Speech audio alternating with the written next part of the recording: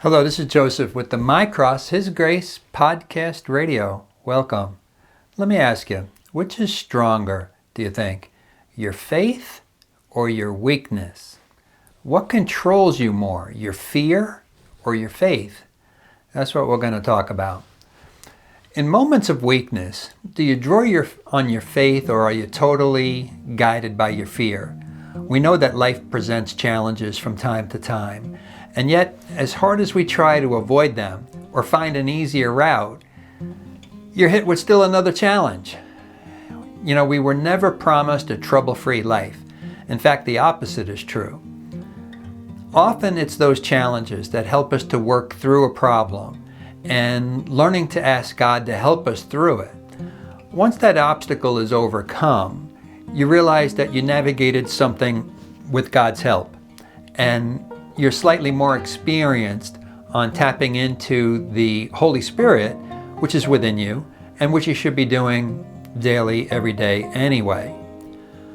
Learn also to actually thank God for the problem itself that you're dealing with. I know it sounds crazy, but think about it. Telling Him that, you're not happy with this problem, but you need His help. Understanding the lesson that you have the problem for.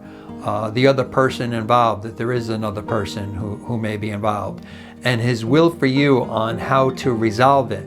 In this process, you gain personal, physical, and spiritual strength, all of which you may need to rely upon some other time with some other problem. Now, I need to remind you that it's written in the Bible over 365 times, do not be afraid. 3 years ago, we had the scamdemic, and we still have people walking around with masks on. We have unelected organizations stating that there's a new disease that they're calling X, which will be worse. How did they even know that? The World Health Organization, again, the WHO, is ushering the Pandemic Preparedness Treaty, which has all kinds of regulations, restrictions, recommendations, and controls in store for everybody.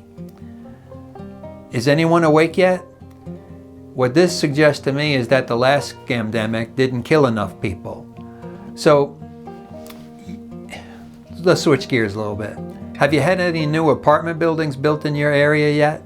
Many cities and regions around our country here in the U.S., perhaps yours as well, has seen buildings under construction since early last summer, if not before.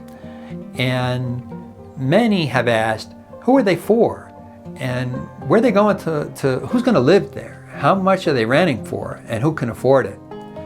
Now focus your attention and thoughts to the sea of humanity that's crossing America's border, and I'll let you connect the dots on that one. Now, as you're thinking about that, now or later, consider also something in the way of those apartments as density housing. I'll say that again, density housing.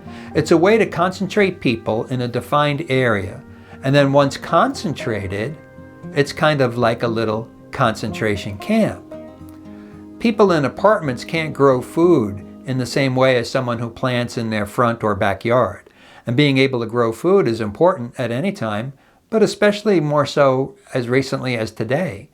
It's even money saving, we know, because knowing the cost of fruit and vegetables today makes you think about growing your own now, right? Prior to World War II, many people grew their own food. It was normal.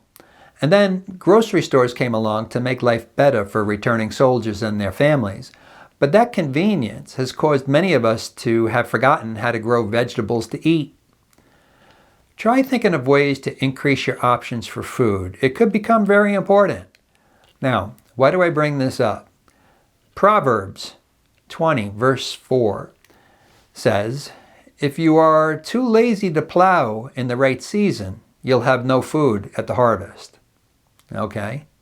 Well, Proverbs 22, verse 3 says it this way, a prudent person sees the danger ahead and takes precautions. The simpleton goes blindly on and suffers the consequences. Allow God to speak to you on this and all matters, and together form thoughts for how to take care of yourself better in the next couple of years. Don't be embarrassed to pray. In Matthew chapter 10, verses 32 to 33, he says, "Everybody who acknowledges me before men, I also will acknowledge before my Father who is in heaven. But whoever denies me before men, I also will deny before my Father who is in heaven." This is Joseph. You've been listening to and watching the My Cross, His Grace podcast radio. Thank you.